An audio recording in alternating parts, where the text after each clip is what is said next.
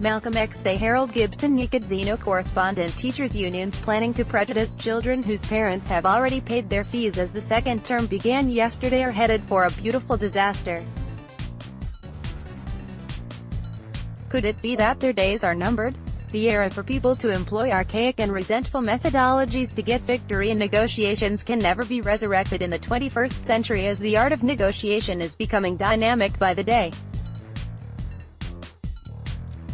During the civil rights movement in the mid-20th century, United States of America's prominent black leaders Malcolm X and Dr. Martin Luther King Jr. all sought to reach the same goal for the black population, but using different methodologies.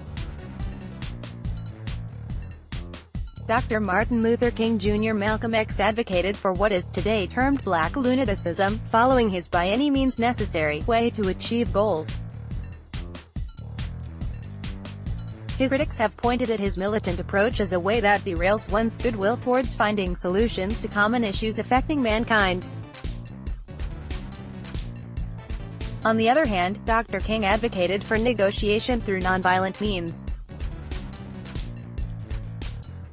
Dr. King, a minister with the Baptist Church, once said, "The purpose of our direct action program is to create a situation so crisis-packed that it will inevitably open the door to negotiation.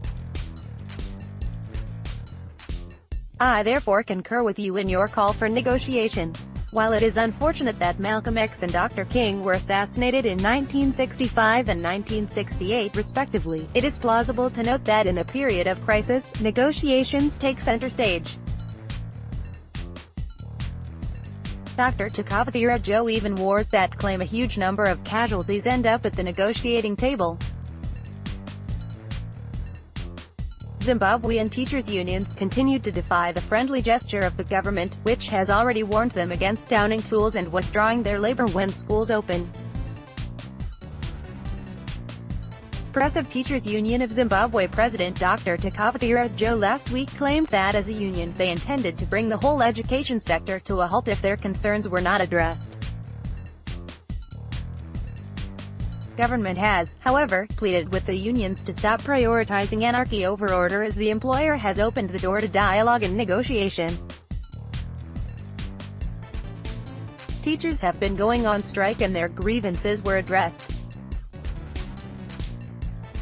Government is still keen to address their plight in a civil manner. The militant approach which the teachers' representatives are pursuing to settle issues is fanciful and misguided, because it is not rooted in a genuine understanding of union leadership and organization. Some of the union leaders pushing government to the brink are not teachers, but people who want to benefit financially from the increment they are advocating. J.F. Kennedy used to say, "We cannot negotiate with people who say what's mine is mine and what's yours is negotiable." Whenever there is a conflict, there is one factor that can make the difference between damaging the existing relationship and deepening it. Real teachers should learn from the unfortunate case of nurses who thought they would be protected by their union leaders. There is no salvation in numbers. The union leaders have no sincerity in their negotiations, as they just want all to be theirs. But the rationale of their militant method is wilting under the heat of fact. Government is still open to negotiation, hoping the unions and teachers will not cross the red line and disenfranchise students.